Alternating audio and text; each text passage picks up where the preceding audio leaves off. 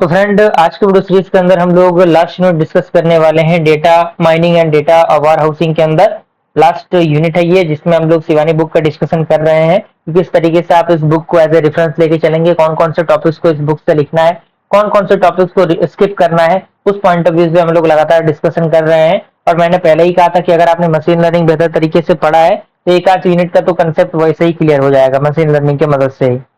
और अगर आपने नहीं किया है तो मशीन लर्निंग का प्लेलिस्ट हमारे चैनल पर ऑलरेडी बना हुआ है, आप लोग एक बार चेकआउट कीजिएगा। तो सबसे पहले आपको क्लस्टरिंग एक हेडिंग बना लेना है क्लस्टरिंग के नाम से।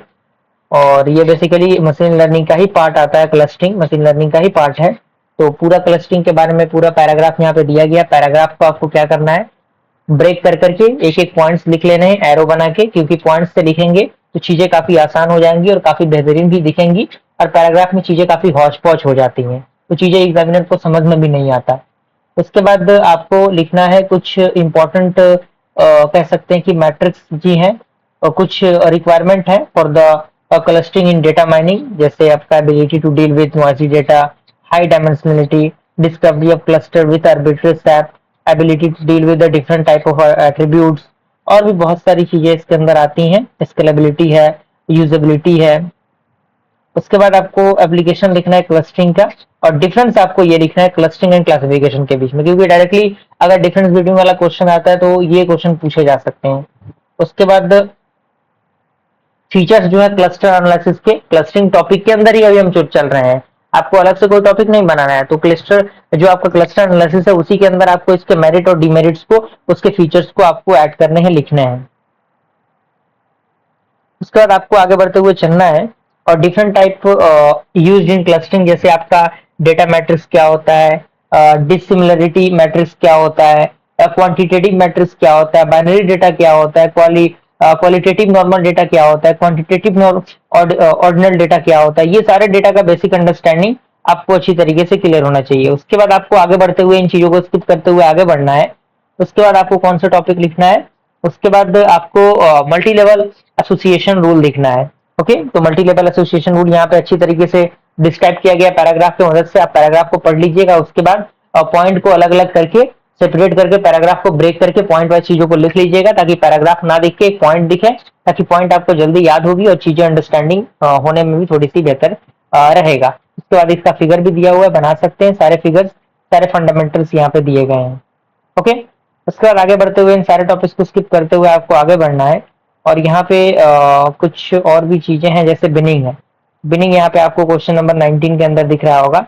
और डिफरेंट टाइप ऑफ बिनिंग्स है, जैसे equal with binning, equal frequency binning, clustering based binning, और भी बहुत सारी चीजें हैं।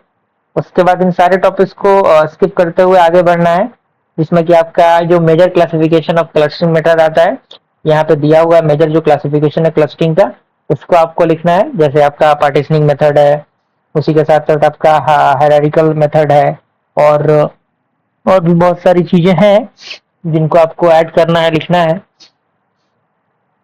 उसके बाद आगे बढ़ते हुए आपको और ओके मीन्स क्लस्टरिंग एल्गोरिथम जो है वो लिखना है, क्योंकि ये काफी इंपॉर्टेंट है। और मैं बार बार यही कह रहा हूँ कि मशीन लर्निंग अगर किसी बंदे ने बढ़िया तरीके से पढ़ा है तो लास्ट के दो यूनिट, यूनिट 4 और 5 के अंदर कोई दिक्कत परेशानी उनको नहीं होगी। हंसते खेलते वो इस सेमेस्टर के पेपर को बेहतरीन तरीके से, बेहतरीन एसजीपीए से, बेहतरीन ग्रेड से क्वालिफाई कर सकते हैं, निकाल सकते हैं, बशर्ते कि उनका मशीन लर्निंग का फंडामेंटल क्लियर होना चाहिए। उसके बाद आपको आगे बढ़ते हुए आगे बढ़ना, एसोसिएशन रूल आता है। एसोसिएशन रूल को आपको देखना है, काफी इंपॉर्टेंट है एसोसिएशन रूल भी, और डायरेक्टली एग्जामिनेशन में पूछे जाते हैं। पूरा फंडामेंटल इसका दिया हुआ है, सारे पॉइंट्स इसके दिए गए हैं। और कुछ एप्रोरी एल्गोरिथम है, एप्रोरी एल्गोरिथम यहाँ पे इतना लंबा चौड़ा इसका डिस्क्रिप्शन दिया है। थोड़ा सा आपको इन चीजों के बारे में पढ़ लेना है। पढ़ने के बाद आपको क्या करना है, गूगल की मदद से एप्रोरी एल्गोरिथम को लिख लेना है, या फिर आप हमारे चैनल को भी चेकआउट करेंगे तो एप्रोरी एल्गोरिथम आपको कहीं ना कहीं मिल जाएगा। क्योंकि आप शिवानी बुक से अगर एप्रोरी एल्गोरिथम को लिखने की कोशिश करेंगे तो वो आपकी सबसे बड़ी भूल है और सबसे बड़ी गलती है, क्योंकि चीजें काफी समझ में नहीं आएंगी। और इस एल्गोरिथम को लिखने का मतलब ये है कि अगर चीजें समझ में नहीं आई तब तक आपको ये एल्गोरिथम समझ में नहीं आएगा। समझना बेहद जरूरी है, क्योंकि हो सकता है कि अगर आप एप्रोरी एल्गोरिथम एग्जामिनेशन में पूछ दे तो आपसे ना बने, तो इसी पॉइंट ऑफ व्यू से आपको तैयारी करनी है। उसके बाद एफपी ग्रोथ एल्गोरिथम आता है, इसको आपको लिखना है।